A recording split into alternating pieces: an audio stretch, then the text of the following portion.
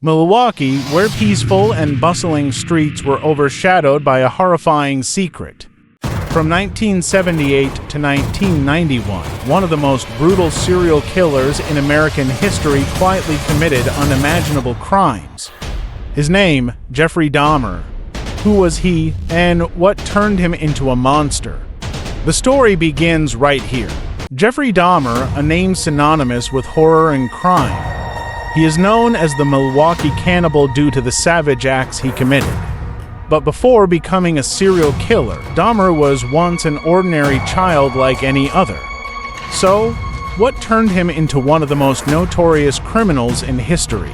Jeffrey Dahmer was born on May 21, 1960, into a middle-class family in West Allis, Wisconsin. His parents, Lionel and Joyce Dahmer, were a chemist and a manager, respectively. On the surface, they appeared to be a typical family, but from an early age, Dahmer exhibited unusual signs of behavior. He developed a strange fascination with dead animals, often searching for carcasses in the woods or around his neighborhood to bring home. He even collected animal carcasses to dissect, a behavior that no child could understand. This behavior did not just stop at a child's curiosity, but gradually developed into a terrifying obsession, causing him to become increasingly distant from those around him and creating the foundation for horrifying crimes later. Throughout his childhood, Dahmer also went through numerous family upheavals. The prolonged tension between his parents and their constant arguments made the family atmosphere increasingly stifling and full of pressure. When Dahmer's parents divorced, it only intensified his feelings of loneliness and alienation, making him feel as though he had no one to rely on. With no one to confide in or share his pain, Dahmer sank deeper into his dark inner world.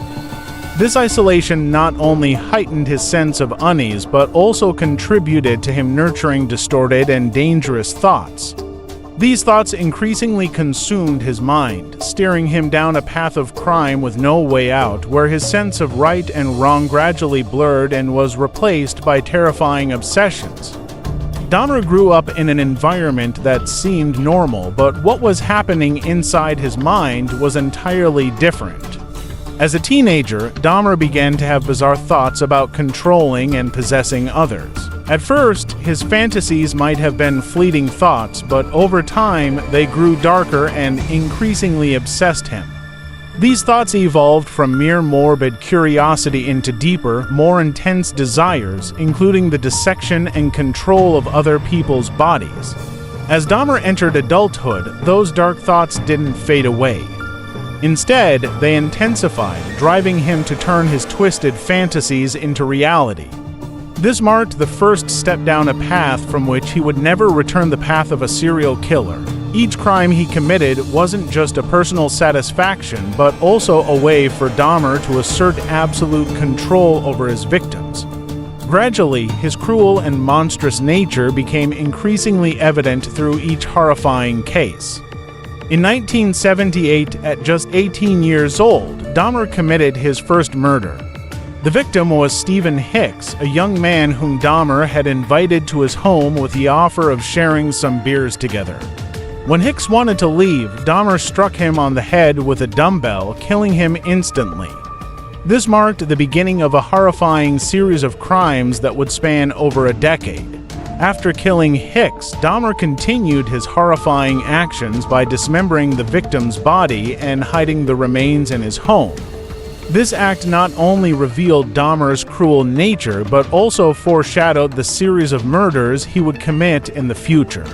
Despite the brutality of this crime, Dahmer was not caught and went on to live a life that seemed ordinary to those around him.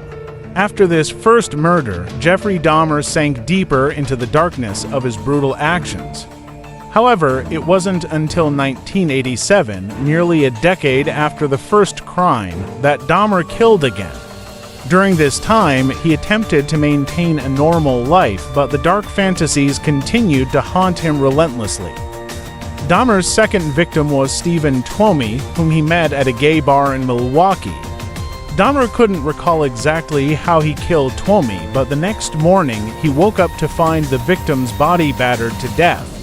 Instead of feeling fear, Dahmer experienced a strange sense of excitement rising within him.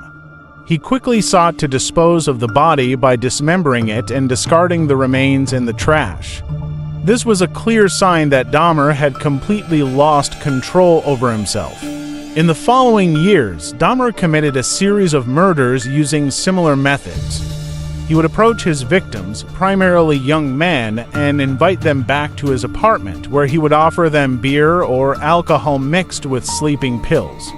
After the victims lost consciousness, Dahmer would kill them, often by strangulation, and then dismember their bodies, keeping some body parts as keepsakes in his refrigerator, in boxes, or wherever else he could think to store them. Dahmer's actions did not stop at brutally killing his victims. He also committed other deviant acts, including taking photos of their bodies, eating their victims, and even conducting grotesque experiments such as drilling into their skulls while they were still alive to enslave them. The zombie is no longer conscious. He sees these victims as nothing more than objects to satisfy his sick desires. Dahmer's cruelty and obsession made him one of the most terrifying serial killers in modern history. As time went on, Dahmer's crimes became more and more horrifying. He began keeping his victims' skulls and bones as trophies, and even used acid to treat the bodies to avoid detection. His brutality knew no bounds, and it seemed that Dahmer had completely lost his humanity. Even though Dahmer committed horrific crimes for more than a decade, he still lived a fairly private and normal life in the eyes of those around him. This makes his case even more creepy when a serial killer can live in the community without anyone suspecting him. Jeffrey Dahmer's crimes only ended on July 22, 1991, when he met a man named Tracy Edwards, whom he intended to make his next victim. Edwards was lucky to escape Dahmer and ran to the police, reporting what he witnessed in Dahmer's apartment. This led the police to Dahmer's residence, and the horrifying truth began to be revealed here. When the police entered Dahmer's apartment, they had no idea they were about to step into a nightmare. Inside that small apartment, they uncovered scenes of horror beyond anyone's imagination. Skulls, human bones, and even dismembered body parts were found scattered throughout. But the most chilling discovery was that some of the body parts had been preserved in the refrigerator, with clear evidence indicating that Dahmer had consumed his victims.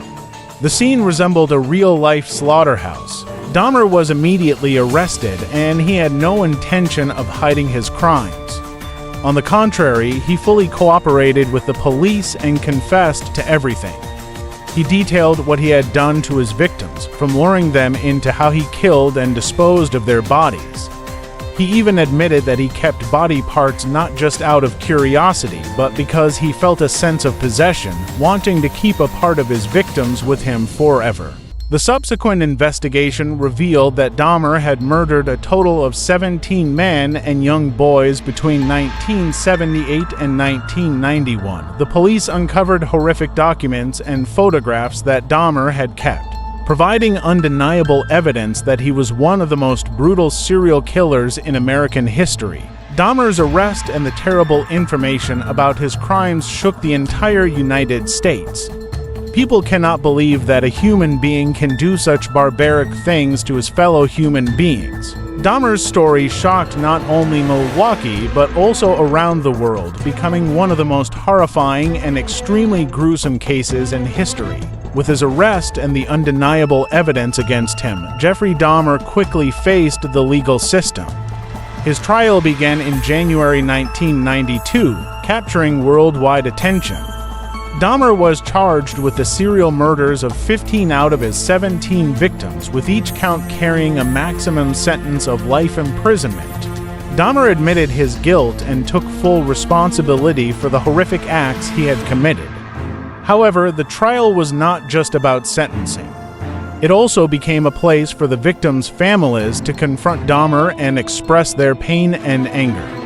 The heart-wrenching and furious testimonies from the families created a heavy and emotional atmosphere in the courtroom. Despite all the atrocities Dahmer had committed, he was not sentenced to death because Wisconsin had abolished the death penalty in 1853 instead. He received a total of 15 life sentences, ensuring that Dahmer would never be released. This was one of the harshest sentences that the American legal system could impose at the time, yet for many, it was still not enough to erase the pain Dahmer had inflicted on his dozens of victims and their families. Less than 3 years after being sentenced, Dahmer was killed in prison on November 28, 1994. He was beaten to death by another inmate while performing cleaning duties. Dahmer's death closed a dark chapter in American criminal history, but it also sparked controversy.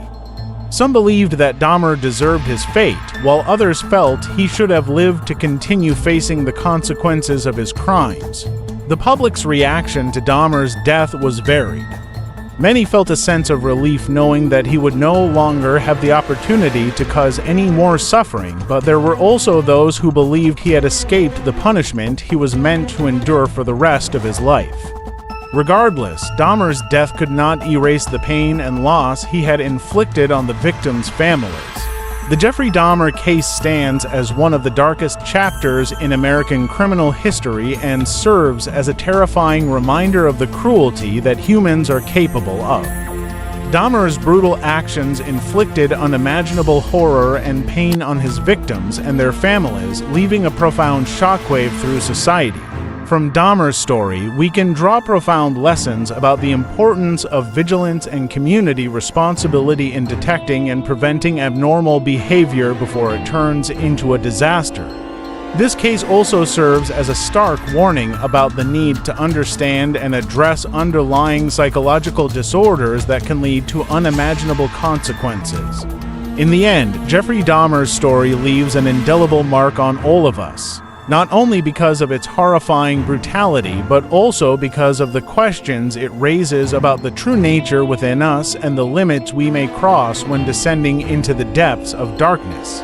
If you find this video useful and want to learn more about other interesting cases, don't forget to like and subscribe to our channel. Share your opinion about this case in the comments section below the video and let us know what topics you'd like to explore next. Thank you for watching and see you in the next videos.